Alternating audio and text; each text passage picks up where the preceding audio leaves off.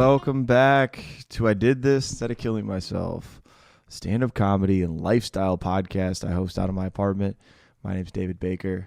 We're based in Greenville, South Carolina, featuring stand-up comedians, up-and-coming stand-up comedians, and the hopefully up-and-coming.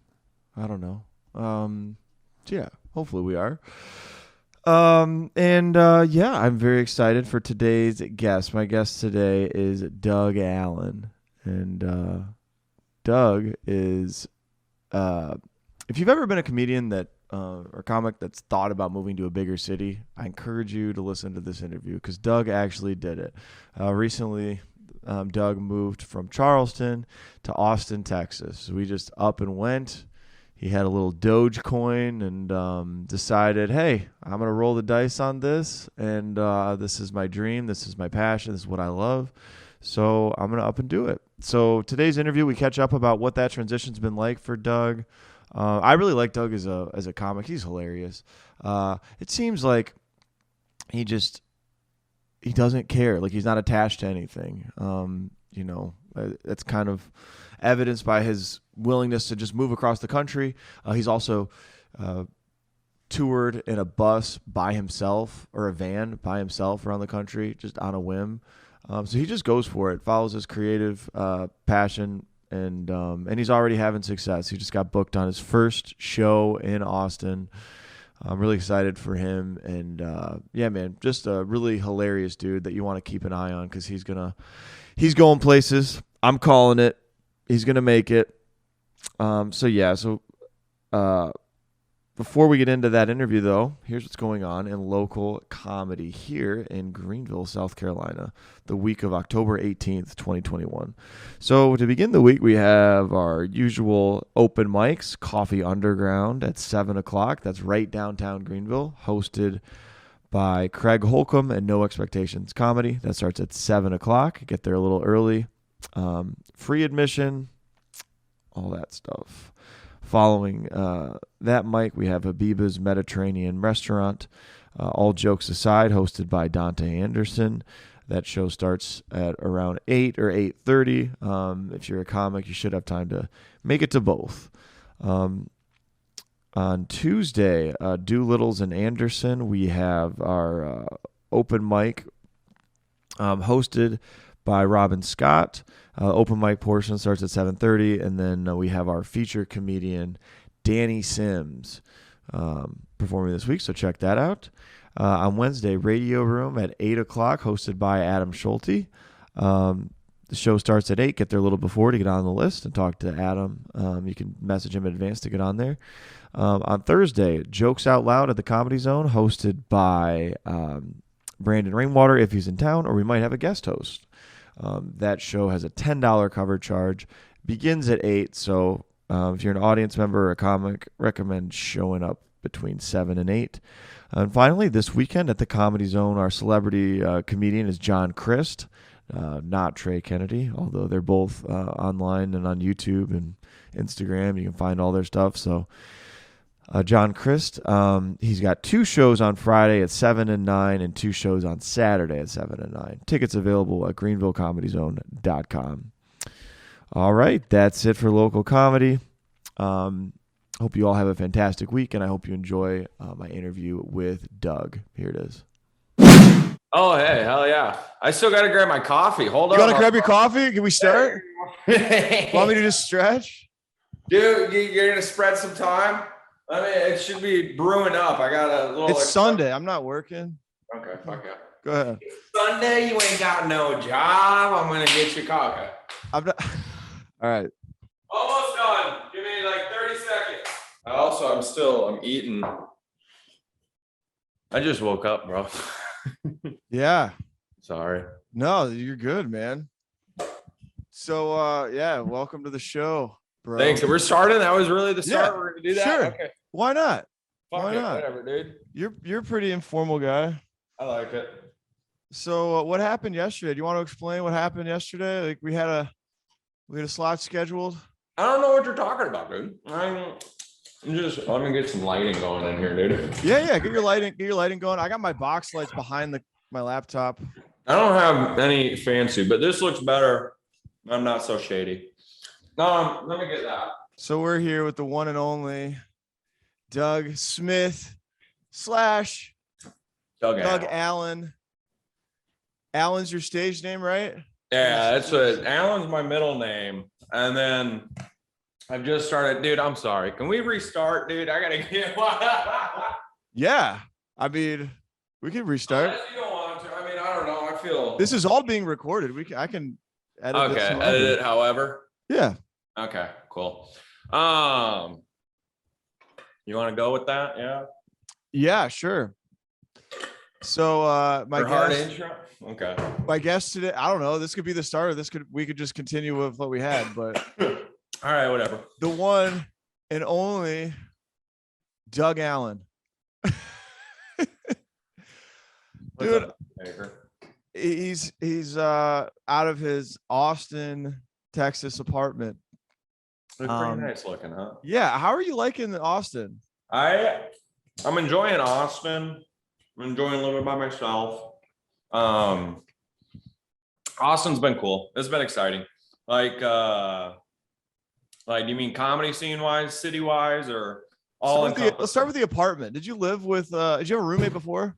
I lived with 2 other people. I had Facebook roommates, and that's like Craigslist, basically, right? You didn't know them before. Yeah, I had no clue who they were, and quickly found out they were not good people. No, I'm just kidding.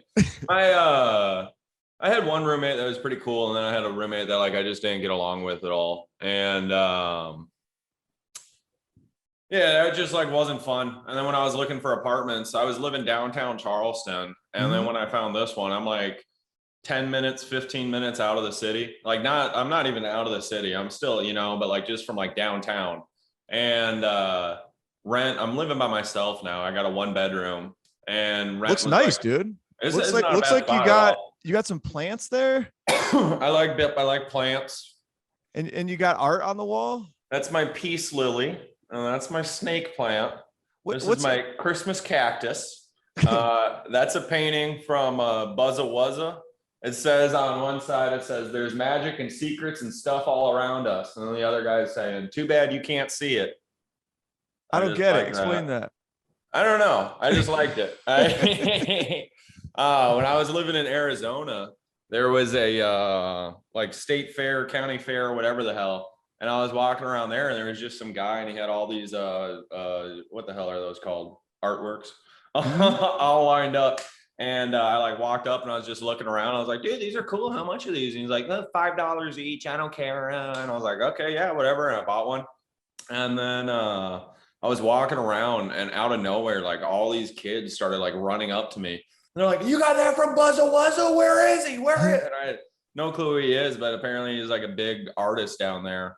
Really cool. You can check him out on Instagram. He does a lot of just really weird, trippy stuff with rabbits. It looks cool. It looks kind of like that Nickelodeon show, Real Monsters or something, from how far away I am, but just out there. Cartoons. I know who you're talking about. The purple guy with the hair. Yeah. Yeah. The purple guy with the ears. There's one guy that held his eyeballs in his hand and then had a big fat guy. The big fat guy. It was hilarious. That looks a little snake looking thing, the black and white snake looking monster. I think it was nuts. But I'm impressed. So you're living by yourself. You got a nice place there. And how long has it been in Austin since you moved? I got here September 7th. So I got 4 days, and then it's going to be. Is it rude to eat on a podcast? Am I terrible right now? No, go ahead. It makes you sound more casual.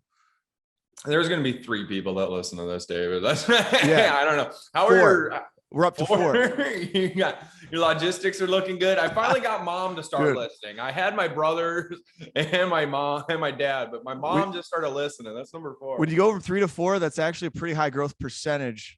That's huge. That's what I report back to the shareholders. Okay.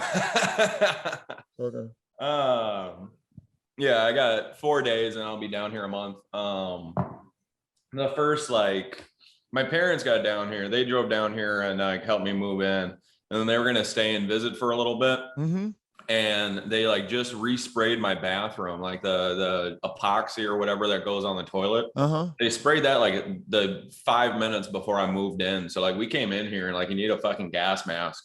Right. And I just like tossed all my shit inside. My parents were gonna sleep in my room, and I was gonna sleep on my couch. Uh-huh. And then fucking they put everything inside my house, and my parents like looked at me and go, Doug, we're not gonna sleep here tonight, and we don't want to pay for another hotel in town. We're gonna hit the road, and we'll just what the fuck? Like, you just drove halfway across. But yeah, so then I laid in my room and I put a towel underneath the door trying to like keep fumes from coming in. I opened up the window. Like that's what they just like left me in here. But did they drive down from Minnesota? Is that where they live? South Carolina. They were living in Charleston. So oh, word. Okay. So you want to know my life? Dude. Yeah. My parents retired from the military, from the Navy, and they were both living down in Charleston. And when I was like 3 years old, we moved up to Minnesota, so I was closer to my mom's side and my dad's side. And then when I went off to college, I was up there for like a year and a half, and then they called me one day and they're like, hey, do you think that you're going to graduate college? And I was like, yeah. And they're like, all right, we're going to move to South Carolina. I was like, fuck, all right, yeah, I'll see you guys later or whatever. And then they moved down there, and then like 2 months later, I called them. I was like, hey, I don't think I'm going to finish college. So I moved in the van, traveled around, moved down to South Carolina. So you didn't finish college? Yeah, no, I did a year and a half. Look at me, dude. Come on. You think I think I knew this because I was supposed to research you when we did that roast. Because you talked to me once or twice. Yeah. We're great friends. Yeah. No, I'm like, you look at me and you're like, this guy didn't finish college. And you were going to study like elementary special education or something like that. Yeah, man. I just love kids. I don't know. I always like would in school, all the special needs kids, I was always like just like very friendly with them.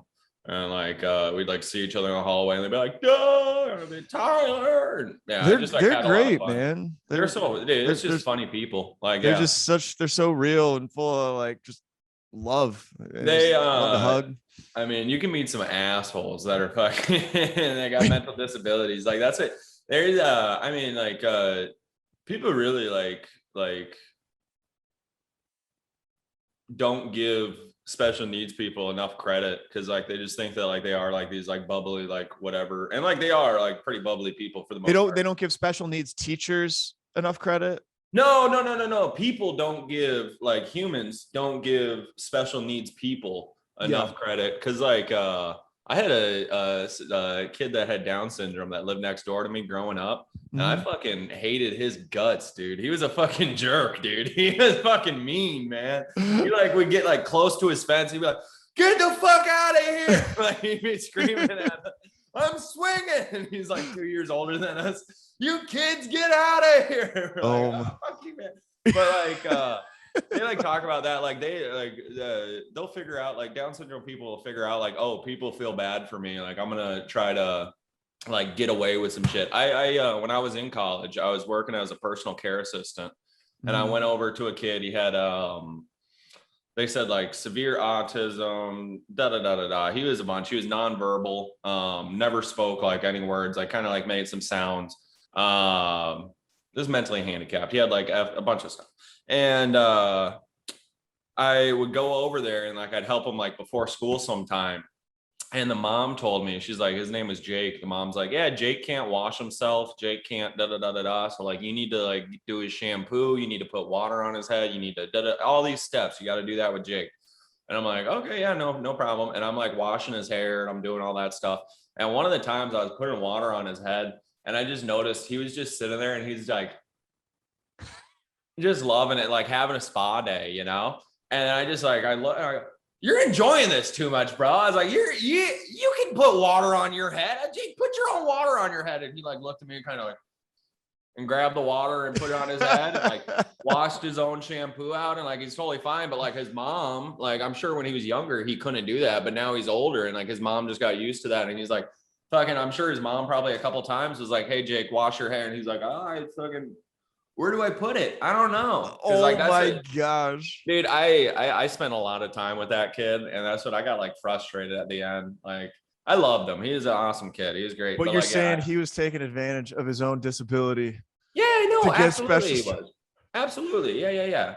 Dude. That's it. Like, Yeah, he was like just straight looking at me, and he was just like as he's like I was washing his head, and he's like staring at me, and he's like just loving it, you know, like it just fucking he's so relaxed. Like that's what I would love to have somebody do that for me, you know. But like that's Yeah, what me too. then I was like, Jake, put your own water, and he kind of looked at me like fucking like, oh, all right, whatever, dude. Like, yeah, all right, and like put it on his head and like did everything, no problem, you know. Like I like right before I was done with that job, I feel bad about this, but like I was like talking to him because he was nonverbal. So like all that he would do is kind of like nah, or like you know, like and you Right. kind of like get like yes, no out of that. But like there was a couple times where like he would be like yes, or like just straight up like look at you if like he didn't like hey it's time to leave the store. Then he'd look and he'd be like no. And like, so we were in the car one time and like, I would like ride with him and I'd be like, say yes, yes, yes, yes, yeah. And he, yeah, yeah, yeah. And like one time I turned around to him and I was like, hey, Jake. And he's like, yeah. And he like, wasn't like, yeah, but he like looked at me and I was like, you don't have me tricked, buddy. He's like, like totally like, I was like, you can talk, bro. I was like, you can, I know it's hard, but like we can work on it and we can and like, yeah, he's hey, like, yeah, he's little tiny things. He wasn't totally, but I was like, bro, Yeah. you're holding back, my guy. You're not fooling him. But he was such a sweetheart. I love him. Have you ever talked about that stuff on stage? Your experience with special needs? I like stage is so weird to me, dude. I don't know. Like I've been listening to like a ton of Norm clips. Me too, dude. Me too. Holy shit. Amazing, dude. Funniest guy ever. But just smart as fuck. But like he'll talk about it. And he said like some of his favorite comic, Bob Hope, if you ever look him up, he talks about him. I don't like Bob Hope. And that's what like a lot of people like if you look up Bob Hope clips, like the references aren't hitting and da da da da da. But like you don't have any, and that's what Norm talks about. You don't have like any feel of like what he is. I'm not trying to do this thing up here where I'm getting emotionally connected and da da da. He's like, I just want to fucking make you laugh. So that's what I forgot what the question was now. Talking about special needs on stage. It sounds like you're saying it might be like a little more personal that's what I like. Than like, you know, you're wanting to go into that like. I have like a weird time writing because like I go back and forth between like I'm trying to teach everything about my or like learn about and find my voice and like do all that stuff, but then also I'm like I just want to make you laugh. Like that's why like a lot of my jokes are crude or like whatever because it's just like yeah if I can set up punch here you go. Yeah.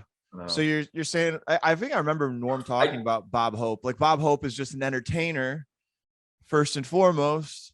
He's not trying to give you his whole life story or get overly like up his own ass about what he's trying to do. Yeah, he's just trying to make people laugh. And Norm always like wants to play the dumb guy. You're not trying to like be the smartest guy. Like I think is it Bill Hicks talk about he would be really political. It's almost like he's lecturing you.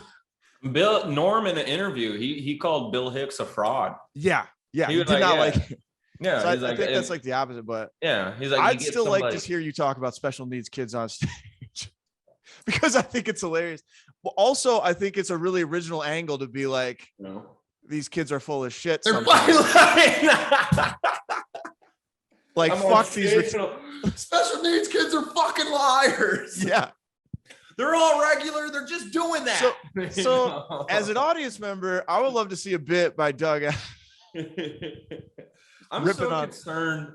I don't know. I go back and forth between like a lot of like the things that I say that are like bad or whatever. I think it is like in like just like the context of a joke. So like to me, I'm like, if you're a rational person, you're gonna be like okay, he's joke like yeah, that was a bad thing, but like yeah, it's fake, But like I started talking about like real stuff. I'm like worried of people thinking that I'm a mean man. Like even just saying, I talked about that when I did the shout out Michael Garrick, the Pop and Culture podcast. Michael Garrick. Every single time that like I'd like say something, I'd always like have to like do these qualifiers because like people jump on your fucking throat really quickly. That's a good thing about Austin. Like a lot of people down here are just kind of like, hey man, we're just hanging out, we're talking. Like that's what like share your fucking ideas. Let's get that, you know what I mean? Like so good thing about Austin being they're open to like being risky and taking and they know They know that, like, yeah, like we're trying shit out. Like nobody's like a pro here, you know. Nobody's gonna try and cancel you if you make a mistake. Like, yeah. And my fucking small town market, like somebody didn't like your comedy, and they're like, you can't do it anymore. Like, I don't know. Wait, in Charleston, they'd say you couldn't do shit anymore. Cut it out. Cut it out. Name names, Doug. Name names. Oh, you got to cut this out, dude. I don't know. I didn't even hear what you said. I said you got to cut this out. No. I didn't hear the names. You're good. Well, I'm sure it's on that, but I don't really care. Just like she does like that like writing group thing, and I don't know. I've talked about it with like a lot of people in Charleston, and there's just like I fucking talk about it too much down here too. I fucking piss myself off, but like I don't know if it was like that in Columbia or in Greenville at all. Are you Greenville? Yeah, Greenville. Yep. I'm like, am I crazy?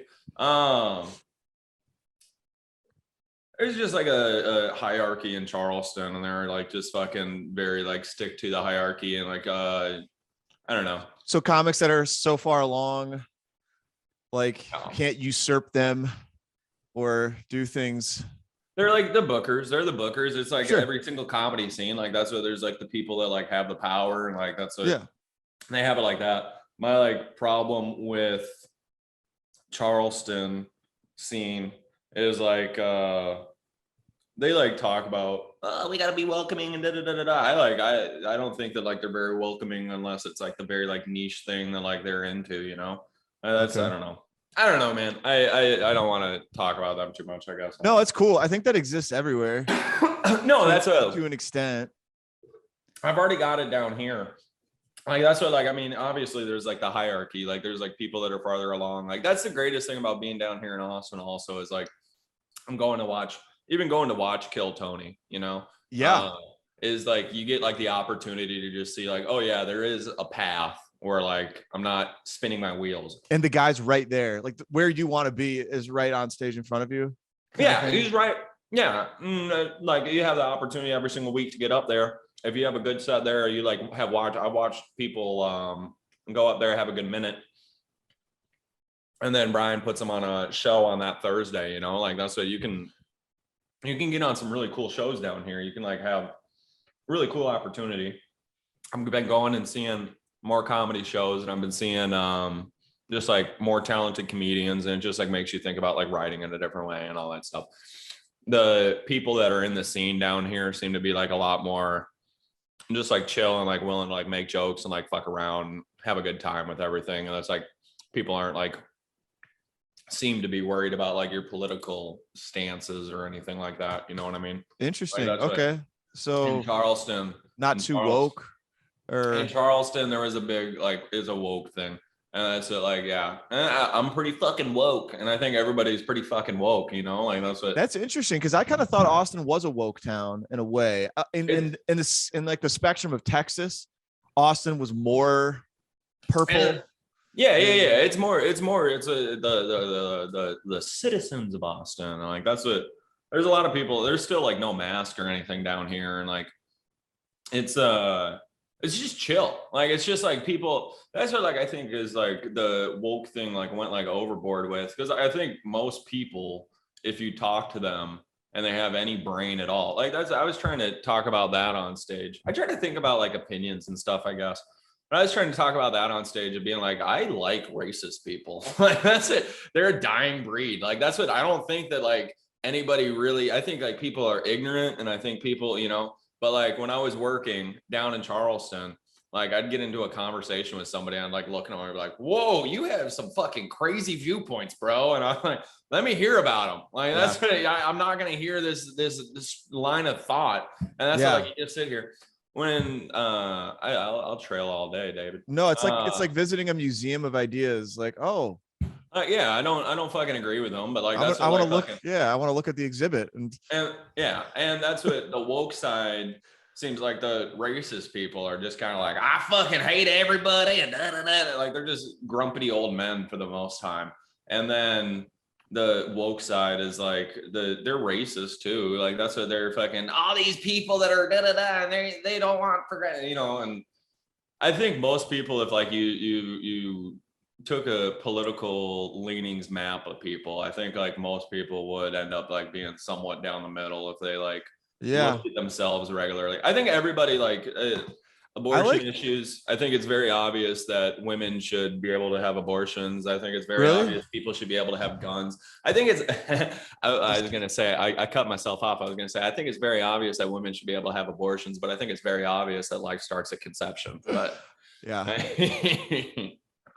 I don't know, man. I like to think, and I hope that like most Americans are kind of nostalgic for like 1990s politics, like when shit was less life or death, and like there was less of a gap between a Democrat and a Republican. have you heard, And the biggest thing we had to care about was Clinton's like infidelity, like no, or George Bush having a beer with them. Like now just it's being like if you cool. disagree with me, Um, you are a Nazi or a it's like communist. it's like Twilight now. They're like, I'm Team Edward, I'm Team Bella. Jacob is a misogynistic piece of shit. It's so stupid. I feel like most Americans don't even actually think that, but like that's what gets ratings. They think so. That's the drama they trot out with the puppets. Anger is a fucking really cool emotion, dude. Like that. Anger, Yeah, anger. anger, can fucking fear. feed you, dude. Like that's what anger fucking gets you going, you know? Mhm. I was talking about that with my therapist back in Charleston. I was feeling sad for a while and I don't know what it was. I just had like a week and a half where like I was getting in fist fights and shit and I was just like going crazy. And like, yeah, I got into like my therapist's office. I was like, I've been really mad at people. I've been like yelling at people and coworkers and da da da da da da da da. I was like, I've been feeling fucking awesome. You were feeling awesome getting that out. Being angry, just fucking yelling it out. I thought about that the other day when I was driving. I think like I feel like I was more mentally like flush in like high school and shit. And like maybe it's like concussions and drug abuse that's like got me to where I am now. Or maybe like it's just I was mean in fucking high school. And like somebody pissed me off. I'm like, fuck you, buddy. I fuck you know, like you just got all the You were more emotion out that balanced, you moment. think, when you were in high school, like getting all that shit out and not suppressing it? I feel like my emotions like ride like a tidal wave more now where like I'll be like, I'm so sad. And then like I'm feeling great. But like in high school, I had like a lot more times, if like I remember correctly, a lot more times where I was just like, dude, fucking let's go. Like, Mm-hmm. Yeah, man. I feel pretty balanced now. I've been feeling more balanced, right? Yeah. I didn't feel balanced until comedy, for sure. Well, No. I wasn't being a creative at all. So I was just busting my ass at a job I didn't really like, and then boozing and God knows what else. What's that? Just watching the days go around. Oh yeah. I was like, I don't even care when or if this ever ends. I was like, It's so weird how like, yeah, life can like just get to a thing where you're just like, oh yeah, we're just waiting for the next. Okay, yeah, just coming. yeah. I try to remember that in comedy a lot. Like that's it. I have like a lot of like just looking forward to the future. And that's it. Like I gotta have a lot more of just like, dude, I'm doing some pretty cool shit right now. Like, Yeah, enjoying it while it's happening. mm-hmm. I Thanks. that's the cool thing to me about comedy, as like I think it's a healthy thing to add to your life. For me, it was because I didn't care as much about the final destination. It's not like just pure pleasure. That's getting, because it's still a pain to have to write. It's still like I still like you take naps a lot, and I want to ask you about that too. Like I still have to take a nap before I go on stage. Like just it's a part of my routine. Like I'm like, okay, I wrote for a little bit. I'm gonna let my mind set again, and it's still work. Yeah. So it's like a healthy stuff you're putting real effort and emotion into. It's a job. It's a mental, yeah. You're always on the clock too. Like that's what Dan Sweeney down in Charleston always talks about. He's like, I'm like so excited you get further down. And like how like your brain starts like thinking in bits and like starts thinking, and that's what like, yeah, a lot of time you still kind of got to drive a lot around here to like get to mics. Am I close enough to the mic? You still sound good and everything. But yeah, like that's what a lot of that, like I'm just driving. That's what like I've written more here in the last 3 weeks than I did in the last 8 in Charleston, you know? Really? I mean? Like, yeah. Why do you think that is? You're just motivated. Like, and that's what, like, there's more mics to hit. There's more people. There's more, like, how many mics can you hit in a week? Just more everything. The first week I was here, I hit 3 mics every single day. Wow. Like, yeah. And you're doing 5-minute sets each time, or do you do more? There's like 3 minutes at some. There's like 4 minutes at some. There are some that do 10 minutes still down here. There's some that do 7. There's some that do, like it's all kind of random. The worst part about doing sets down here and like getting on mics down here is like a lot of them, they have the, it's like you got to sign up on a website like 24 hours before. Okay. So like if you like don't have like a timer set on your phone or remember, or like if you're like sleeping till 2 o'clock, like on fuck you, dude. It very quickly though, you become like 25th on the list. Like, dude, I've been fucking living life, dude. Austin's been so fucking cool, bro. What were you doing last night? I just looked at your Instagram story. Were you at a rave? Dude, I was at a fucking rave last night, man. First time I've ever been at a rave in my life, man.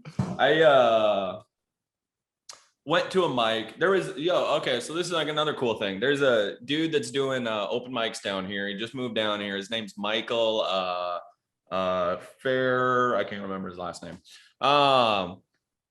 But he applied to be on a streaming service show. You gotta bleep out this word, I guess, because he signed an NDA and he's fucking just completely blown the NDA out of the water.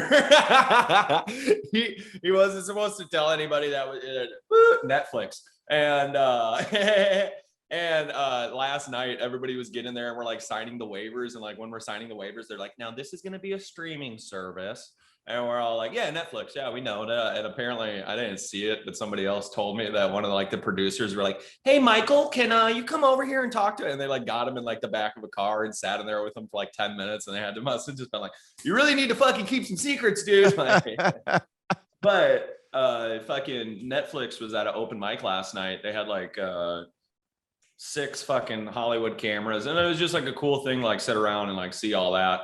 Everybody's like, did you perform? Yeah. How'd you do? They brought the cameras out, or they put the cameras away before I even got up. Did you have a good set though? It was all right. It was fun. The kid that's gonna be on the show, he went first. And then like they just kind of like recorded like a little bit of like audience reaction. So like I was front row. You might see me on the fucking thing. Was that the guy who blew the NDA? The guy who's on? Okay. Yeah. But they filmed him go up, and then like they filmed like 2 or 3 other people's like sets after that. And then after that, they just kind of got like some audience shots, and then got a video of him getting in his car and getting out. And then that was kind of it for the night. It was a cool thing. But so who is that guy? So that guy's like the star of that. So they got, it's like they're going to come out with, they're going to come out with a show. It's about like 20 somethings and like what they're trying to do with their life. And he's trying to do stand-up comedy, and they got like a poet and a musician. So it's not just a stand-up show.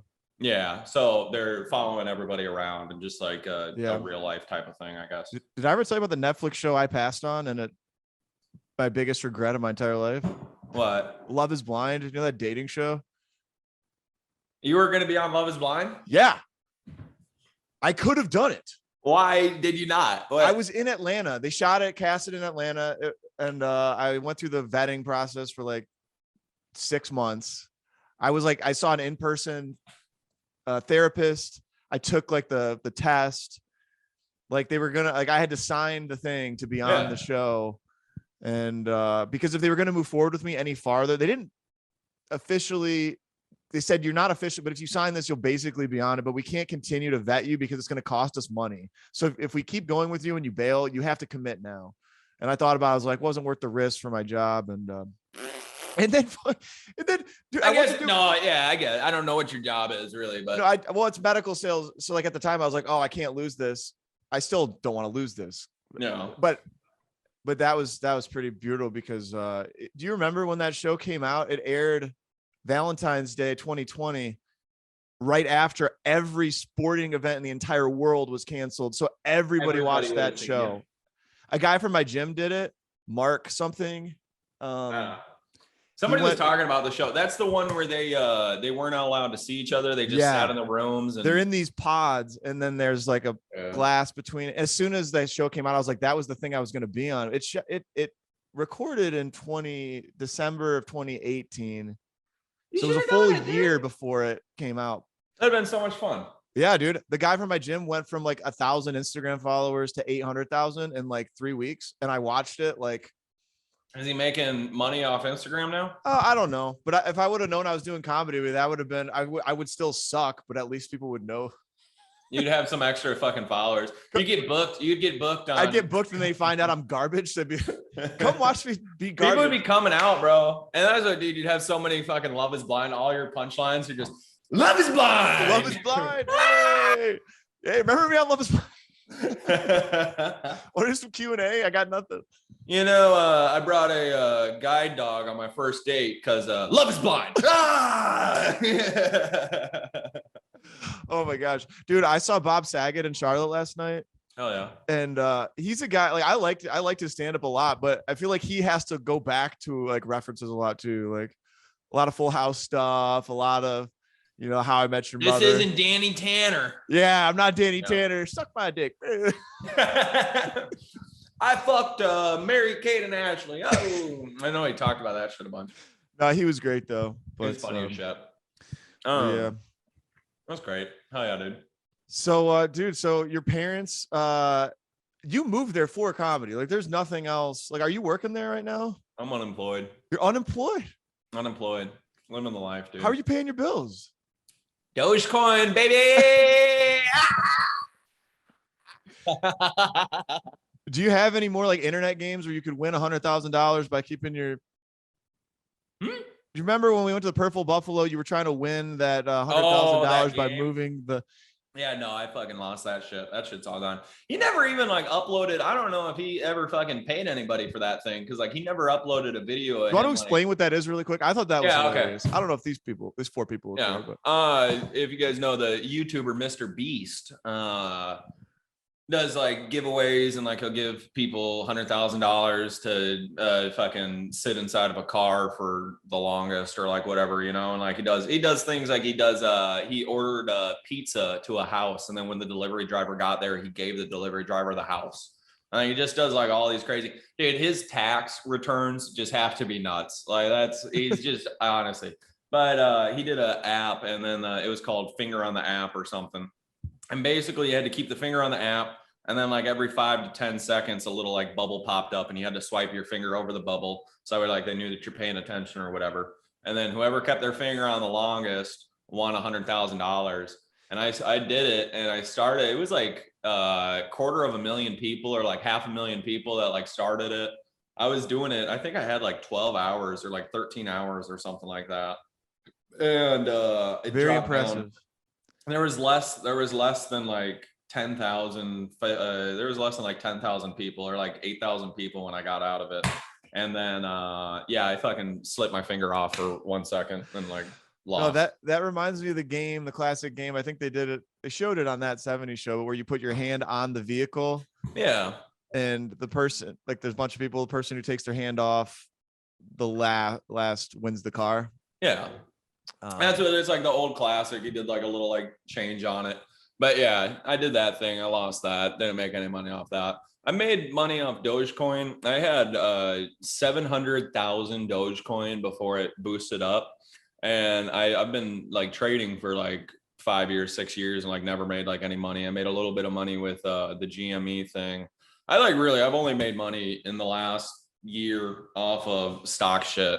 And It's all these dumb internet memes. Cryptocurrency, honestly, like right now, if you don't have any money in cryptocurrency, go put $500 in it. And if it turns into something, it turns into something. If it's not anything, then, yeah, man, you're out $500. But I agree. I invest pretty regularly in just the stock market.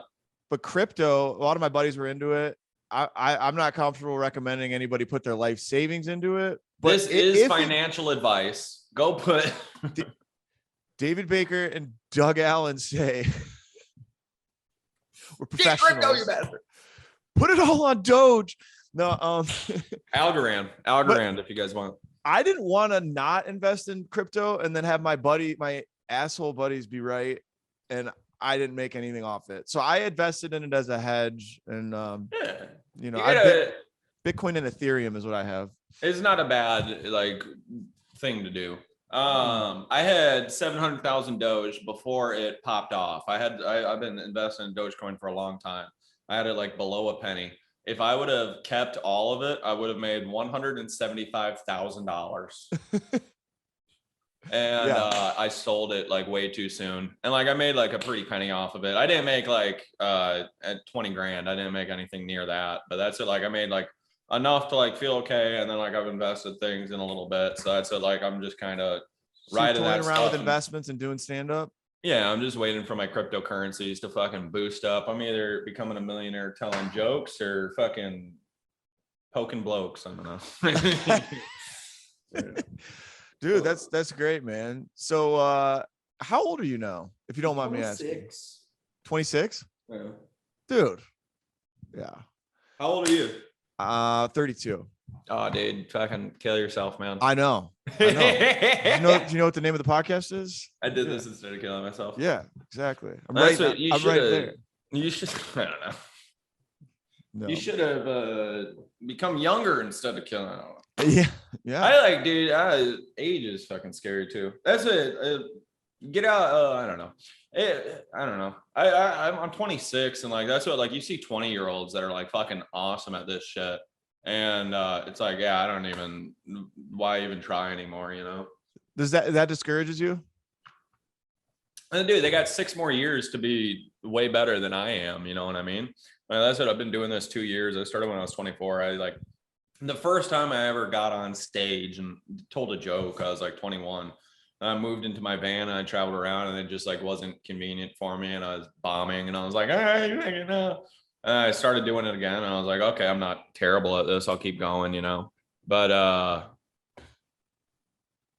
I wish that like I wish that I kept going from the time I was 21. I wish I was like just more regular with it because yeah, man, just being better would be cool. That's all that I want. I just want to be fucking really good at stand-up. Like you're good at stand-up already. Thanks, bud. I'm really not.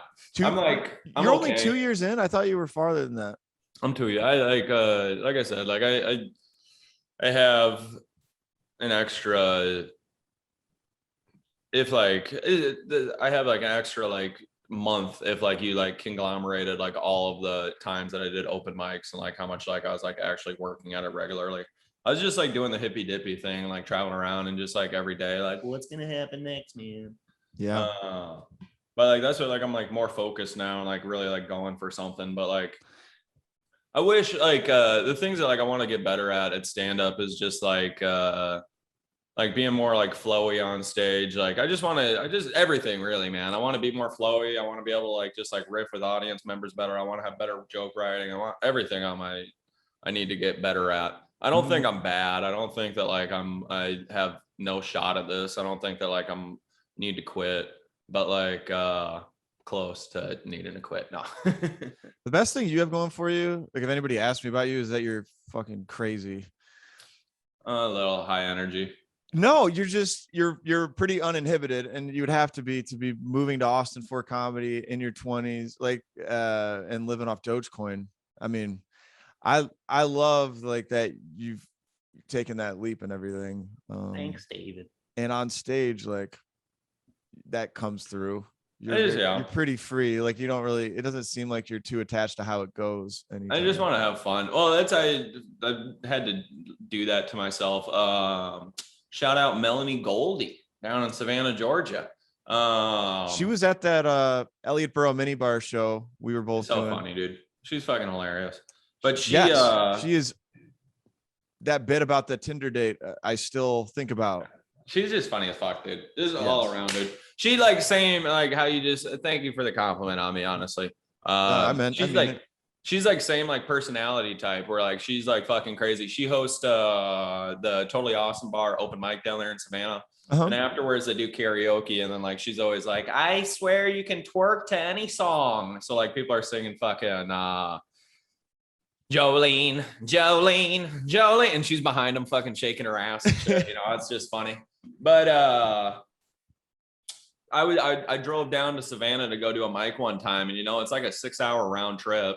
Sure. And get down there and you do 5 minutes of jokes, and like I just fucking bombed. And I was like off stage and I'm just sitting there and I'm like, dude, I fucking suck. Dude, what the fuck do I even think I'm doing? You know, just beating myself up. And Melanie just like very bluntly was just like, oh, well, just keep on like telling yourself that you suck because that's totally gonna help.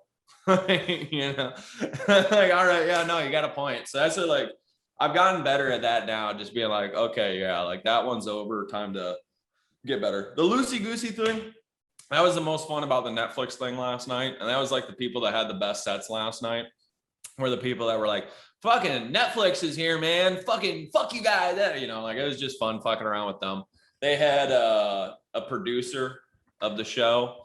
He got up there. They must be like wrapping up the show or something, because he got up and he's like, so guys, I lost a bet. And he went up and he told some jokes about like doing shows with celebrities and shit, you know. Mm-hmm. But like, yeah, I got up there and I was like, his name was Ian. I go, hey, Ian. And he goes, yeah. I go, first time ever doing stand-up? And he's like, yeah. I was like, I really liked it, but I'm going to be honest. I kind of zoned out about halfway through. Something popped up. It's like, are you still watching? And I was like, no, exit window. It was just fun fucking around with all of them, you know? Yeah. But the rave, we left there. We left from that mic. We went to a buddy's house and like wrote some jokes, tried to write some sketch. And then after that, somebody else texted and was like, hey, man, there's a rave going on. And dude, it was an old abandoned bridge. Like, yeah, that's old story. Old steel bridge. Somebody drove a Penske truck about halfway down it, brought out all this fucking sound equipment. And there's this big ass rave just in the middle of this bridge. There's a highway. The highway was 20 feet above us. You're like listening to the music and then like, it was fucking sick. It was crazy. Was this like a professional DJ entertainer, or is this just people with equipment playing rave music? I don't know. My friends told me about it, and yeah, man, they said there was like 5 different DJs that were doing it. There was some girl that was up there, and she's like, "It's my birthday party. Thank you guys all for coming out." I'm like, yeah, man, it's just a fucking wild night, like just loco, and that's like what's been going on here. That's what's been a lot of fun. You go out and you hit a bunch of mics, and then couple comedians that are hanging out here like, hey man, you want to go fucking and you go over there and you bullshit and you yeah, well, that's what I was gonna ask, is you're making friends there? These are new friends that you've met in the last 3 weeks? I am so fucking popular, David. You don't need I'm so proud of you, Dougie. I knew they'd love you. All right, it's been cool. I came down here like 2 months ago, so like I met some people and I was like, I got like a couple buddies that like I met back then. So been hanging out with a couple people and then meeting new people. And like I said, dude, everybody down here is just pretty much fucking cool. Everybody's just like, hey, yeah, what's up? Everybody, a lot of people have just moved down here. A lot of people that you talk to have been down here for 8 months or less. Okay. So a lot of people are like in that same zone where they're like, oh yeah, we're just being nice to everybody. We're like making friends. I don't know how long it's going to last or whatever, but yeah. It's a very good vibe going on down here right now. Like Hunger Games in a year, like shit. There's too many of I don't. I'm gonna slice each other's throat. It's Squid Game or fucking Squid Game, dude. It's so good, but yeah, it's very uplifting or whatever right now. Like you like finish a set and somebody will come up and, hey man, you know, I kind of thought of a tag for that. And there's like tag writing mics. There's different formatted mics around here, so like you're doing different stuff. I got added on to a underwear improv show. There's a bunch of like heckle mics where like you get up there and then all the comics are just heckling you, so you just kind of sit in the back and then you get to work on shit. Like if you're in the audience, you get to like work on a muscle of like being like, hey, you look like a fucking loser, you know, and figuring that shit out. And then so it's like batting practice with hecklers. That's really, yeah. And then yeah, if you're on stage, you get to fucking, I look like a loser, you look like a fucking piece of shit. I need to quit comedy. I'm not. You're not quitting. I'm not quick on my Could you explain when a kid heckled you? I feel like I saw this on your story. Yeah. You were like in a park at like an amphitheater or something, and I heard this little kid say, hey man, and you were heckling him back. So there was the same mic that the Netflix one was at last night. It's in the park, but it was 2 weeks ago. And then I was on stage we started up the open mic, and I mean, it's an amphitheater, it's a public park. So we can't like tell people like, hey, get the fuck out of here, you know? Right. But there is a bunch of like little kids out there with their family, and they're like riding their bike, and like the stage is like the only like flat surface around there. So these kids are just like riding their skateboard back and forth behind like everybody telling their jokes, and like just an awkward situation. And I got up there and then I just like started like telling my jokes to the kids, because everybody else is audience member, all the other audience is comics, and they've all heard my jokes. So I just like look at the kid. I'm like, I forgot what joke I told him first, but I was just like, "Hey man, oh yeah, is it Norm Macdonald?" I go, "Hey man," I go, "Do you know who Norm Macdonald is?" And then he's like, "No." And I was like, "Okay, well he's a comic and he's very good, and he just died, and he had a 9-year private battle with cancer, and I think that just kind of shows how good of a comic Norm Macdonald was." And he had cancer and he never talked about it. I was like, "Do you know how happy I'd be if I had cancer? I'd at least have like 3 new minutes." Like, and then the kid just like stared at me. He was like, "That's not funny." And I was like, "You're not funny." And then we just started like, I don't know. I just started leaning into him. I was like, "Look at your shoes. Your shoes look, you got stupid playground shoes and a striped shirt. What are you, a baby?" And the kid's like, "I'm not a baby. You're a baby." I was like, "I'm not a baby. You're a baby." It was fun as shit. It was cool. Dude, no, that was hilarious. That video was so funny because I never heard a little kid's voice heckling a stage. Get really off the stage, you freaking loser. You're a baby. I was talking to them, dude. They were beating me. They were going at it. They were fucking, kids can talk shit, man.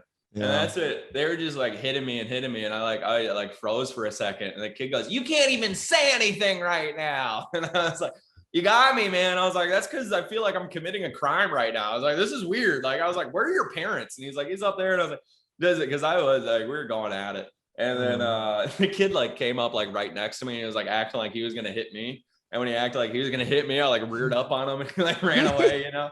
But I was like, "Are your parents here?" And he's like, "Yeah." And I was like, "Does your dad have a weapon?" I was like, "We are in Texas." And he's like, "Yeah, he's got a gun and he's going to shoot you." And I'm like, it was funny as shit. It was fun.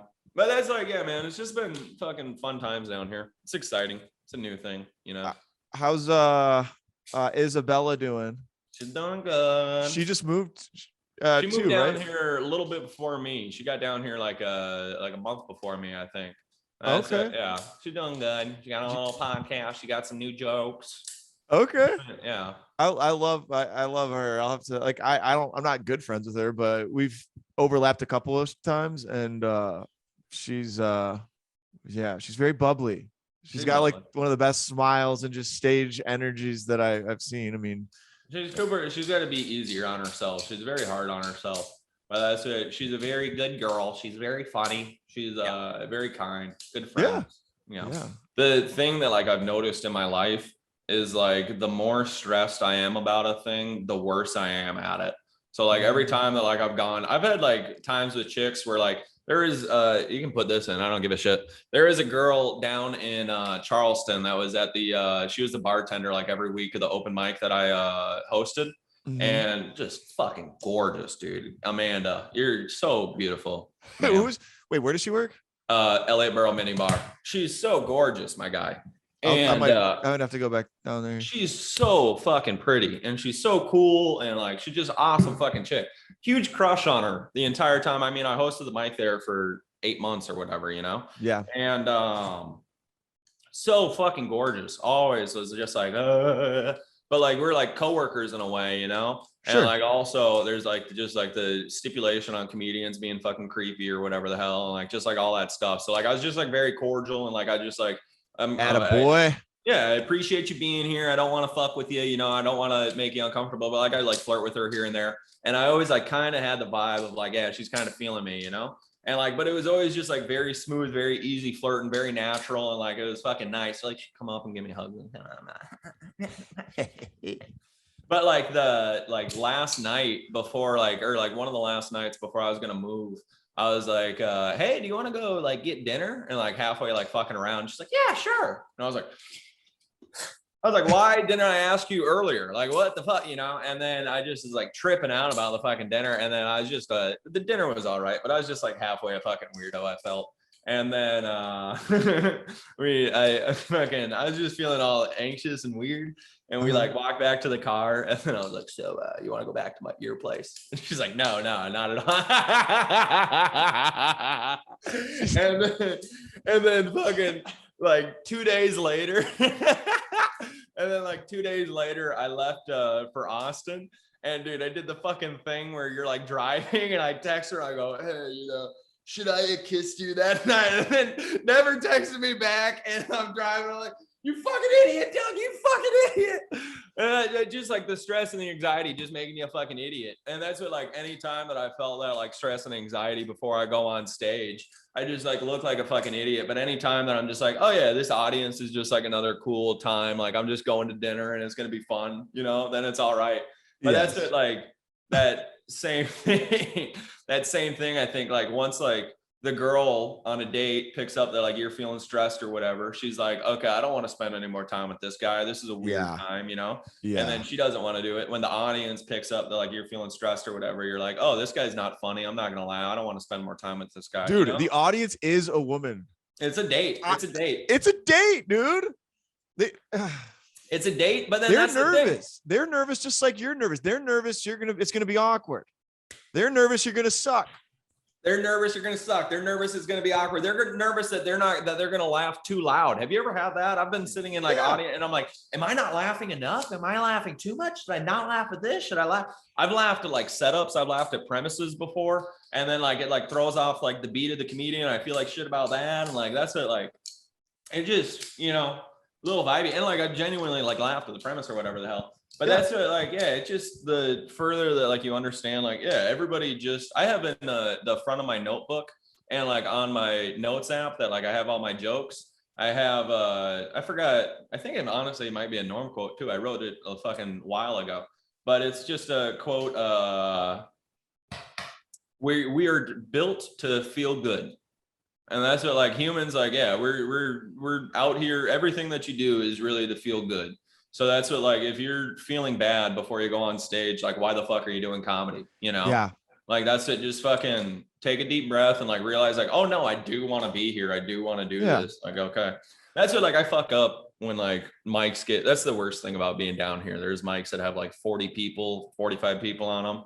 And like, you feel fatigued just like listening to that, Sure. And I mean, dude, there's mics down here that have like 80 people on them. There's a mic that it's at Lucky Duck, and I believe it's on Tuesdays. And you sign up at 6, the show starts at 8, and it goes till 2 a.m. Holy shit. So like you get your number at 6, and then like you go out and you hit other mics, then you just come back like 15 minutes before like your time's gonna start, But like it's crazy. But like to sit through all that, you get like that mental fatigue before. And then like I've like gone on stage and being like, I don't even want to fucking be here. And then like when I get off, I'm like, dude, I fucking wasted that set. What the fuck did I do? Yeah. You could still say that. Sometimes I've said like I'm exhausted, like on a Sunday night mic, I've been like, yeah, I'm dead. But then I try to bring it up for that moment. Because if I'm honestly feeling that way, I feel like I have to kind of address it a little. Yeah. But address it in the room and then get over it. And then like there's times where like, it like amps you up. The thing about like being unemployed and like coming down here to do stand-up and everything, I was like beating myself up for a bit and saying that like, I need to hit 3 mics, 2 mics every single day and da-da-da. And like, I mean, I've only been down here a month. So like, it wasn't anything intense, but like, I just had like one day where like, I was like waking up and I was like, I don't even know. Like, dude, like that's it. One of the things that like stressed me out. I mean, I signed a year-long lease down here. I don't have a job right now. I don't know how much money that I'm going to be making at any time, So like, that's all those stressors that are put on me. So like, I've had like, oh, what the fuck am I doing? Freaking out. But I just had like one day where like, I was like, you know what, Doug? Yeah, you can hang out. And like, I just hung out and played video games and watched movies for like a whole day. And like the next day I was like, I feel more excited to go do mic. So like, yeah. So just treating yourself right. Like, yeah. Taking a personal day. Yeah. That's healthy to do. Like sometimes I feel like I have to hit every single mic. And of course here you can only really hit 5 open mics a week. Plus if you're booked on a random bar show or whatever. Yeah. So you feel like you got to go do it. But that's what like if your comedy is going to be better 2 nights from now or whatever the fuck, because you took tonight off, I don't think that that's a bad thing. I think like if you're doing it all the time and like you like allow yourself to like every single time that you're like, then you don't want to do stand up or whatever the hell, but like when like you feel like you're like dragging, same thing with like a job, like when like you're dragging yourself to a job and you're like, I need to take a fucking little vacation or whatever the fuck, Yeah. I mean, I feel like I do want to do stand up for the long haul because this is how I feel about it. Like I will get a little burned out, and then I might take a day, like you said. Yeah. But if there's a period where I can't do stand up for longer than maybe 3 to 5 days, I'm like, oh Start getting shit, antsy. I got to get back. Like I feel like the my unhappy, horrible life before stand up starts to come back, and I'm like, That's funny. I'm eating like Papa John's, full pizzas. I'm not drinking, but I'm just crushing food. I'm just, plowing down food. What's I was that? gonna say, David, it looks like you've been eating a couple Papa John's pizzas since I left. I mean,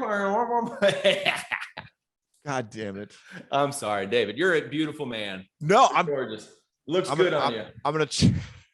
I haven't cut my hair since I saw it. I'm look trying dope, to get a dude. Doug Allen beard.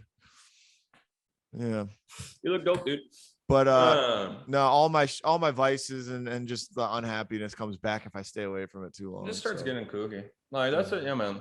I don't know. I really do love it, man. I really like I said for like a little bit that like I hate it. It's a frustrating thing, I'd say. Like there's a lot of times where I'm like, I have no clue what the fuck I'm doing. Like I don't know like how to fucking, I feel like I have like no tools in like my repertoire at all sometime. And then those times where you feel great and it's a fucking ride.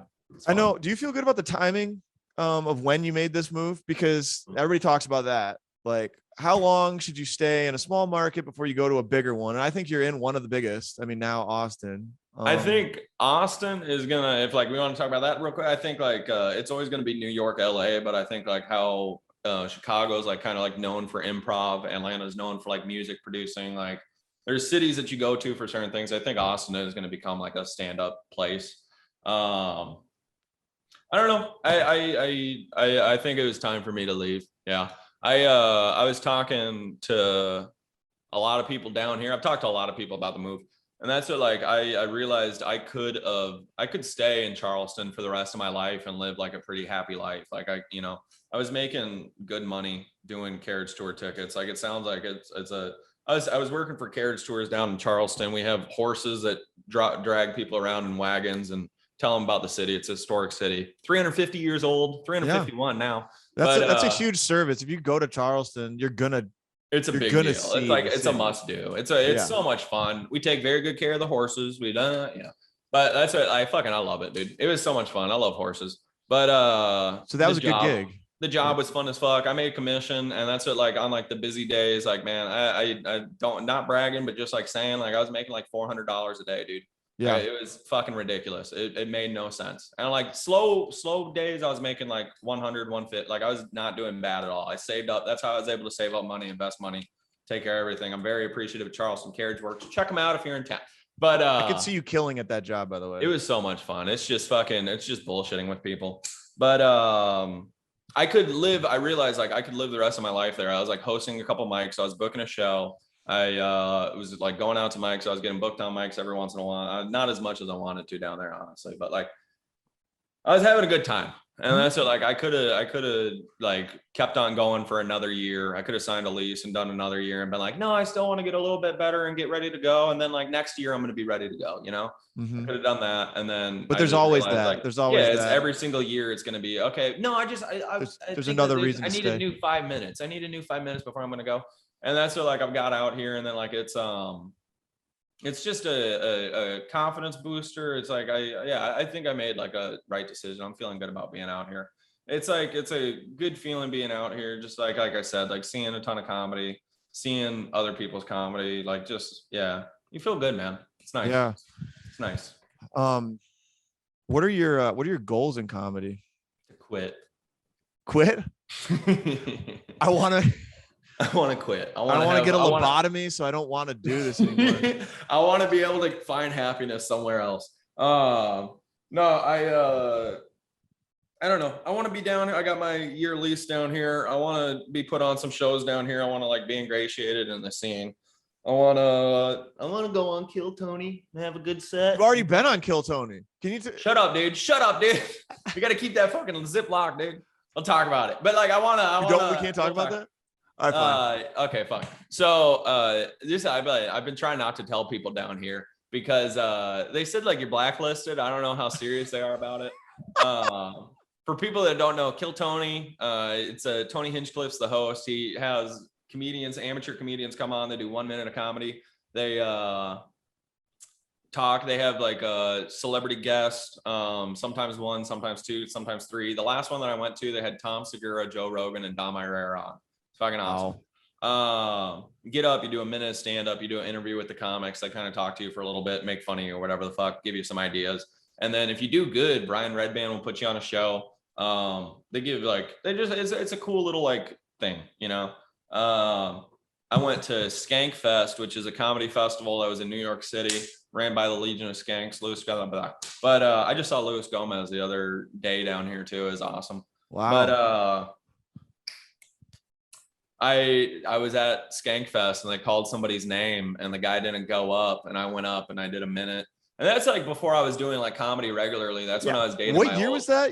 That was 2018. That was 2018. That was when I just started doing stand-up. That was like before I was doing it. So I was living down in Arizona with my girlfriend, my ex now, and convinced her to go up there with me. And that was when like I did like when I was on the road, when I was living in my van, I did like probably did like fucking 12 mics, you know, and like I had like a little like 3-minute set, and like they're all like just like very punny. Like that's what I got a yeast infection. I think I figured out who gave it to me. I fucked a bagel last week. Boy, I found out was pretty weird. I took a shit. When I turned around, there was a French baguette sitting in the toilet.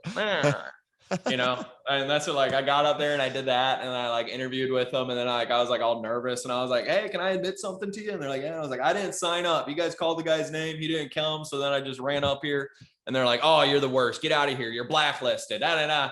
So like I've been worried about like if I go up there and they like recognize me, they won't. Just tell them I don't think that they How will. many guys go up a night at Kill Tony? It's random. I think. Or comedians. It's just like, how many? Yeah, it's just it's a number of well, there's usually like 5 or 6 comedians, and they get like 2 or 3 girls up there too.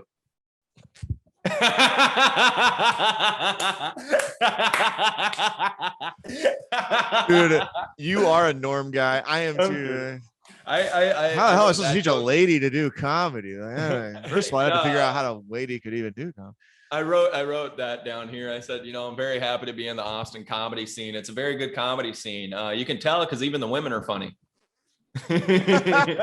Women are funny. I'm not a misogynist. No, they are. Yeah, they are. It's fun to make fun of that shit, you know, like no, it's like literally that's the thing that like I hate, and that's like why I think I was like not ingratiated. I don't know. That's why like I think people like rubbed shoulders wrong or whatever in Charleston. Like when I got down there, I was a brand new comic, and I was like just very into like that type of humor, and I was like just like making like a lot of like dirty jokes, and I think people thought that like I like genuinely felt those things, but they I'm thought like, you I'm were an making asshole. fun. Like, yeah, that's like the same reason that like I say that like I like racist people. Like it's like I'm not listening to them. I'm like, hell yeah, brother. Like I'm sitting there. I'm like, you are a fucking idiot. Like I can't, you know, like it's just funny that people think that way, you know. And there's no nuance in interpreting anything. You can't, anymore. Yeah, you don't realize how idiot, you know what I mean? And that's what like, yeah, I don't know. But I forgot where that was getting me. Yeah, well, something about the Kill Tony and all the different. Oh, yeah, I don't think they remembered that you're blacklisted. I think you're fine. Yeah, I think I'll be fine. I'm not too worried about it. But that's it. Yeah, man, it's just been fucking cool down here. It's been nice. Yeah. I love it. Well, I love that you took the leap. I'm like, I watched it really carefully because like I need to at least, if I want to do this, you know, Greenville's amazing, but 32, like that's what, like, yeah, you're 32. You got to go, dude. You don't want to be, everybody talks about that, how they're like Jeff Foxworthy and they got their bits at 40 and but like they were doing it in New York City for 10 years before that, you know, like they weren't right. 40, 50 years old doing it in Charleston. They weren't doing it in Savannah. They were doing it like big time, you know? Yeah. And so like, it's just the level of comedy that like you see out here too. Like, I'm not saying like in Charleston, Greenville, and like, there's very funny people. There's very talented comedians. There's very like, but it's like all of them, like you're not, if like you do want to do it as a career, I don't see it happening there, you know? And that's what like, you can make money down there too. Like that's what, So that's the big thing with stand up also. Like you're totally in charge of like however you want this to go. Like that's what you're in charge of like your total career. Like that's I've heard other comedians talk and they say like real comedians. I feel even weird saying that like I'm a comedian because like I do don't too. get paid. Like yeah, I'm not. I want to be, you know. Well, don't be too hard on yourself. You got to start somewhere. Yeah. This is what we have. So that's it. Yeah. But that's it. Like I've heard other comedians talk about it, and they said like it's your job to promote yourself in comedy.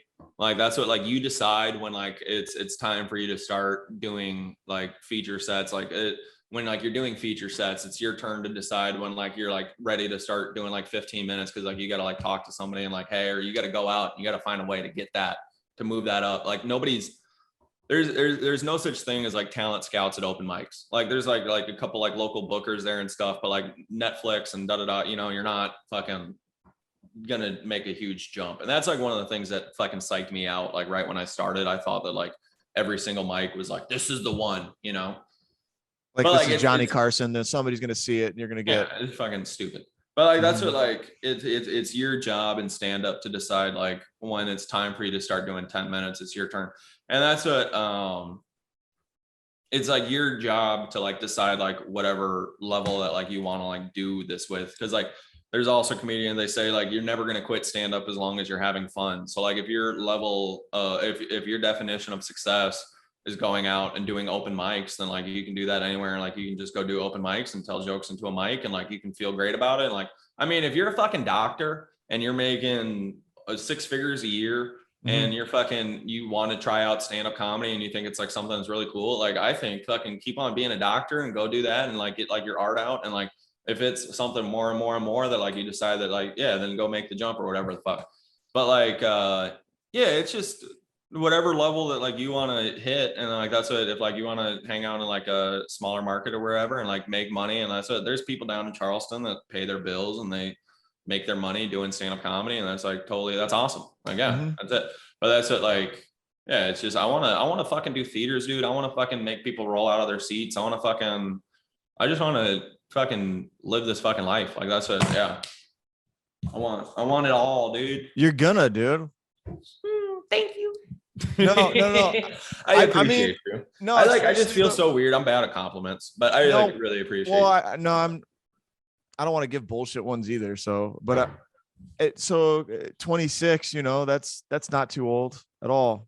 I still feel. I mean, considering you have a lifetime, as long as you don't vape every day or go to raves on bridge. I'm just kidding, dude. I climbed up the bridge. I was like up on top of the scaffolding, and I was like climbing up there, and I was looking at everyone. I'm like, come on! And then some guy came crawling over. And he's like, "Get the fuck down! Get the fuck!" And I was like, "Yeah, that's probably a good idea. I fucking fall off." Who was telling you to do that? I thought there was no. I guess whoever was running the Penske truck, he's like, "Dude, I don't want to fucking." We are going to get arrested, especially if you're up there. None of us are supposed to be here. Yeah, none of us are supposed to be here right now. We're definitely not supposed to be. You're going to blow this whole thing. Oh man, that's sick. Well, this is time's kind of flying. I don't know how long this is going.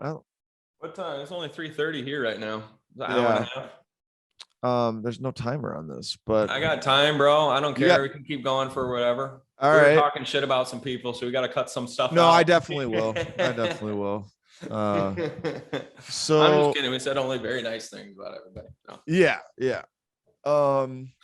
What else do I ask people? I ask people what their biggest dumpster fire story in life is. Do you have a good dumpster fire story? What do you get a little more specific dumpster fire story? Well, I had a bunch of stories. I got stories about fires being made. I got stories about me failing at things. Failure. Yeah. Like a job interview that went horribly. It doesn't have to be bombing on stage. Actually, I prefer it not to be. Okay. But yeah. I didn't give you this in advance, to be fair. You're all good. No, I don't know. Failure. I only got one stuck in my mind now of a actual fire that I saw. I was in Vietnam. I was in Cambodia, and You didn't know that? I went to Thailand, Cambodia, and Vietnam. And right after I broke up, no, right when I started dating my ex, and like 2018, January 2018, I think. But You started dating her? started dating her, and then I went to Thailand and fucked a bunch of prostitutes. I'm kidding. I'm kidding. But raw dogs, some bunch of lady Thailand boys, hookers. not no. Yeah. But Anti-con. when I was in Cambodia, I was sitting inside of a hostel, and the owner of the hostel comes running in, and she goes, "Everybody, get a fire extinguisher! Come quick, get a fire extinguisher! One of the other hostels are on fire!" And we go, "Oh my god!" And we grab the fire extinguishers off the wall, and we run out, and we get to the street, and immediately I just set the fire extinguisher down at the lady's legs, and I'm like, "We're not putting that out." And it's this fucking building engulfed in flames, bro. And we went down there. It was an electrical generator, like somehow started a spark, and the gasoline that was in there caught on fire.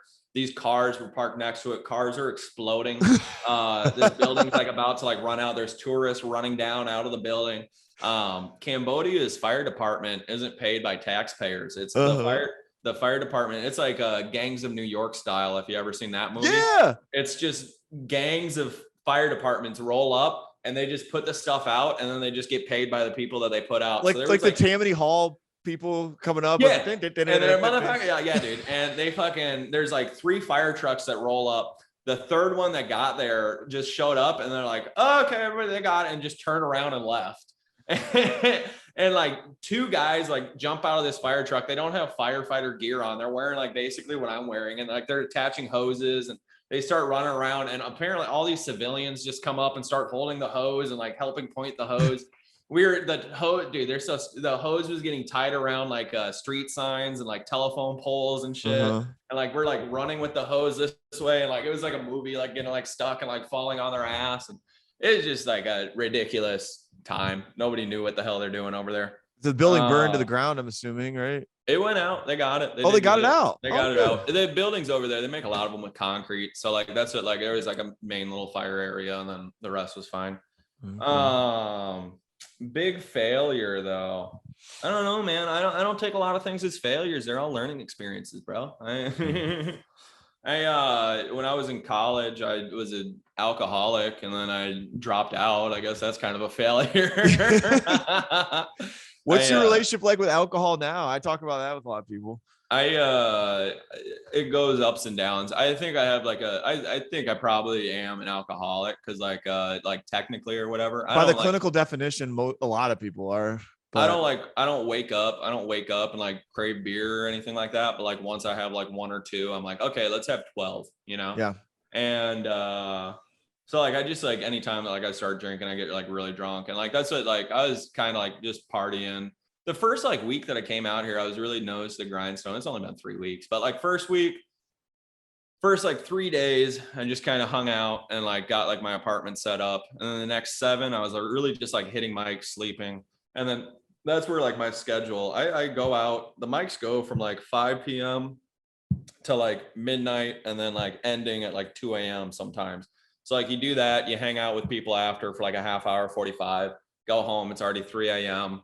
Hang out for another half hour, it's already 4 a.m. I fall asleep, I wake up noon, 1 o'clock, eat some food, go back out, do it again. It was a good little cycle. Sure. And then I was like, the first week I only drank like once or twice. And then second week, I was like kind of like just drinking, like hanging out more. And then like third week, I'm like back now to like, okay, I'm watching myself. And then like I've been, my tags are expired. I still got tags down in Charleston tomorrow, or in South Carolina tomorrow. I got to go get Texas plates. So that's what like I can't drink and drive right now, you know, and I never drink and drive because it's not safe. But especially if I was going to drink and drive right now, I couldn't do it because I'd probably get pulled over. So dude, that's so funny. My tags were expired. I moved from Atlanta. My tags had been expired for 1.5 years. I literally got them updated to South Carolina plates last week because I finally got a ticket. But and they're like, your car is. So I'm gonna quit. I'll drink and drive. Don't worry, David. It's fine. I stopped, but yeah, they're like, your car isn't even registered. Like, I'm gonna let you off with a warning, you idiot. But go to the DMV. But okay, so you're situated. But yeah, with that type of schedule, I mean, That's it. Yeah, I mean, I'm sleeping in. That's it. Like, it's crazy, dude. There are people that like are staying up till like 2, and then they're like, "Nah, I gotta work tomorrow. I gotta get up at 7 a.m." I'm like, "Are you fucking crazy?" And they're like, "Yeah, man, I'll see you at the mics." I'm like, "You're fucking going, dude." Like, Wow. yeah, it's crazy. Yeah, honestly, like I quit alcohol last year, and there's some personal reasons, but one of the reasons is I'm 32, Yeah. and I feel like I don't want to age myself unnecessarily in any way. You want to stay pretty? You want to stay young, boy? I am moisturizing. I want to get Whitney Cummings' little thing. She has like this like micro needling thing. That like make your hair grow more, are you saying, or what? Oh, I don't know. Okay. There was one of those for beards, but then I thought that's what I thought you were saying. I was like, why does Whitney have that? no, maybe she wants to go trans. Maybe she, no. I don't know. I thought she had like some skincare. I don't even listen to her that much, but I mean, she's a woman, right? I mean, that's what I was like, oh, Jesus Christ, buddy. You frickin' dirty bastard. No, but yeah, whatever it takes. I want to Paul Rudd, Tom Brady it because I'm paranoid about the time thing. That's the one thing that mine's going back to. In the new year 2021, I did like 50 days with no alcohol, and then I had like one night of drinking, and then I drank for a little bit, and I did like 40 nights or something. So like I did pretty good without any booze for a while. But yeah, you didn't feel you weren't like fiending too bad. Yeah. I'd like, well, that's the thing. After like, I mean, you know it. You got a year. I'm sure that like you do have times where you're like, I really want to drink, but that's what like, no, not really. It's after like 30 days or after like honestly like a week and a half, you're kind of like, oh, okay, I noticed that like I drink to kind of get to that point where like you're just like more like loosey goosey and you're like fucking, oh yeah, dude, everything's good. But like even if you don't have a beer, it still takes a half hour to get drunk, and then like you're kind of like, oh hey, yeah, let's party. But like if you like hang out at a bar and like drink fucking Sprite, like within a half hour, you're gonna get to that like point of like, oh, okay, I'm relaxed, like everything. You'll get into that vibe. That's a good point. Yeah. It's the alcohol isn't the one that does it. You know, it's just kind of. Yeah, you can use alcohol as a crutch just like anything else. You can still feel anxiety when you're drunk. It's weird. Like sometimes it compounded. Like that's what. Yeah. What is that quote? Alcohol is stealing happiness from the next day. Mm-hmm. You know, that's what it gets you worse sometimes. Yeah, cocaine really steals happiness from the next day. Do you do a lot of coke? No, I never. But it was big in Atlanta. Yeah, and people get messed up on that. I believe, yeah, Atlanta. But I've never like had like a really intense like passion for coke. I've like done coke a handful of times, and like the only time that like it's ever like noticed, I've noticed like anything on it like a couple times. It's only been like, oh, I feel a little less drunk, you know? Yeah. Like, yeah. Or it just gives you like energy, like gasoline on the fire of a drunken night. Like I've had like the end of the night, like, okay, let's keep going. And that's like, I guess that's the only reason to do it. But that's a lot of drug. I'm like, I don't understand how people get addicted to this. Like it just kind of is like okay. Yeah. Did it. Like, yeah. It hit my bomb. Yeah. What else? Who's is Norm? Was that your all-time favorite comedian? That's I really like I feel bad about saying this, but like there's a lot of times where like I'm like I hate stand-up. Like there's a lot of like just stand-up specials that are out there now too that you see and you're like, what the fuck? How the, you know? And that's it, like, yeah, but you go and like you see those ones that like you do love, and then like it is another thing. I think Norm, like all of the classics, Norms, Patrice, Greg Giraldo. Greg Giraldo was like when I was a kid, like one of like my favorite ones. He's just I don't know funny. Greg Giraldo. He's dead now. He died like a while ago, but it was like when I was a little kid, I used to like get home from school and like watch stand-up specials and like play with Legos and shit. And I remember like laughing my ass off and like pounding the floor over this one comic. And he was just like doing jokes about like how much Americans love to eat and like just this like I don't even remember the whole bit now. But I started comedy and like I was like listening to Sirius XM stand-up radio on like a drive or whatever and just like running through jokes, you know, or like they're just like playing different comics jokes. And popped up, it was Greg Giraldo, it was that bit. And like I was like listening to it, and I was like, oh, this is the one that I listened to when I was a kid. And it was Greg Giraldo, and like I knew who he was after that, and like I liked him, and I was like, oh shit, dude, I had good taste as a kid. Fuck yeah, I did. And that's it, like I was a genius. Yeah, I love Greg Giraldo. Colin Tyrrell is a hilarious man. If you don't know who he is, he's a guy. He's kind of a newer guy out of New York City. Shane Colin Gillis who? is hilarious. What's his last name? Colin Tyrrell. It's hard to spell. I think it's Terrel. I don't know. Colin. Irish guy, super Irish guy. He's got a podcast called Wizard of Pod, and it's very funny. Louis J. I like podcasts. I listen to podcasts more. Yeah. So like Louis J. Gomez, Big J. Okerson. Big J. Okerson's one of my favorite stand-ups, definitely. Yeah. That's it, just like that crowd work. Is he an Austin guy? No, he's New York City. He's in New York? Okay. Yeah. I've seen him on Kill Tony before. Maybe that's why I remember. He was on Kill Tony a whole bunch. That's it, like that crowd work, like fuck around. He came up in the black scene in Philadelphia.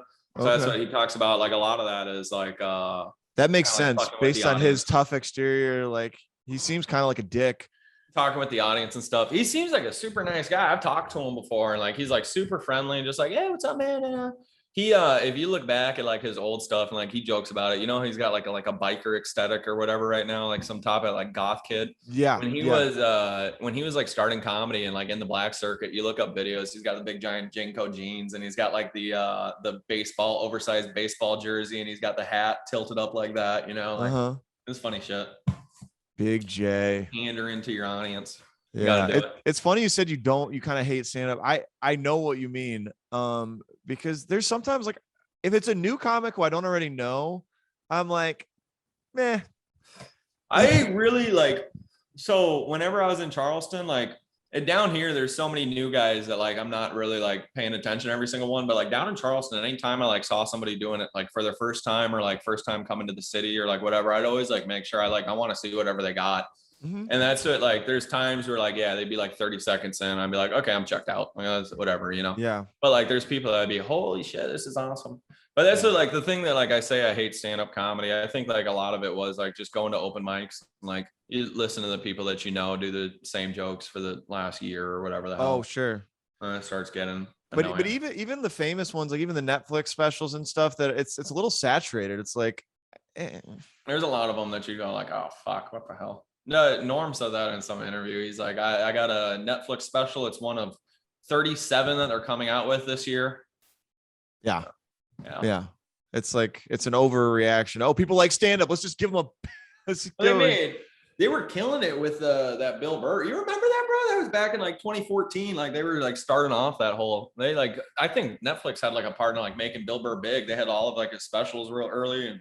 Was it kind of like a lucky thing? Like they're like, let's just throw this on there, and then it got big, and then. I mean, I bet you. I don't know. Yeah, that's it. Yeah. One of the comics that I love, and I think I'm gonna have him on this podcast soon, is Dan Sweeney. Dan Sweeney. Dan's fucking hilarious, dude. The first time I saw him was that night when you invited me to Purple Buffalo. You were playing that game, and then I saw him. I didn't talk to him, but I was like afraid to talk to him. He's got like a very dominating presence. He's like, I was like, this dude is good and like a savage, and like I feel like my stupid shit. Like Dan's a fucking monster, dude. Dan needs to get the fuck out of Charleston. Dan needs to go to New York City. I think like that's it. I came to Austin because like I don't think I'm ready to go to New York City. I don't think I'm like ready to get like seen up there. I don't think when I went up there to go visit, I don't think I was like anywhere near like the level up there. And like even to say that like I'm at like a level like B here, I like feel like pompous to like say it because like there's very good comedians down here. But that's it. Like I feel like I'm like fitting in, like things are like going all right down here, you know. But I came down here so like I could work on it for another year before like I go to New York. I might stay down here 2 years. That's like kind of my plan. But Dan fucking needs to go to New York City. Dan needs to go get fucking seen. Dan needs to go like tomorrow. Yeah, like Dan's fucking hilarious. Dan's fucking hilarious. Dan's a smart guy. I got nothing but good things. He's fucking sick, dude. Yeah, I was only brave enough to actually introduce myself after the Elliott Burrow show. Got to talk to him a bit, but yeah, man, he can be an asshole. I'm sure he can. He can like that. But that's like it's like that's the like thing that like you like about him. Basically, it's like a no bullshit. Whatever. Yeah, I'd rather have that than somebody who just gives you a line and saying how it is fake. Yeah. Well, that's like, oh man, there's so much fake shit going on, man. This shit, I'm pretty sure Michael Clayton told me that before I like moved down here. I was telling him I was nervous about it. Or Evan Burke, up in Nashville, he came down here and he was talking, saying comedy, or it might have been Caleb McGraw, whoever the fuck. I know a lot of people, dude. I'm sick. Said doing comedy, moving to a new scene, it's a lot like playing a video game that like you've like played through one time, and like you kind of like understand like the roadmap, like how the video game works, you know, like the second time that you play, you're like, okay, I need to go upgrade this, I need to go. So you're still starting at level 1, but you've already kind of gone through it. Yeah, you're starting at level 1, but like you just kind of have like another idea of like, okay, fucking, that's like I've like learned from like Charleston, like how I said, the more stressed than I am over things. So that's what like I've really just been trying to just be chill. They talk about that, like professional comedians on podcasts are like the people that they take on the road, or like the most like just chill hang. It's like people that you don't want to, or that you don't mind spending 8 hours in a car with, or whatever the hell, you know, sure. 5 days with. So that's it. Like I've just kind of been hanging out, writing on my jokes, trying to just get better at my shit, but then also just like hanging out with everybody and just being like, hey, what's up, man? Hang on. I love it. And for career-wise shit, but then also just to be like, hey, what's up? Like, yeah, you're not like phony networking to. I'm like genuinely enjoying conversations that I'm having with people. Like, sure.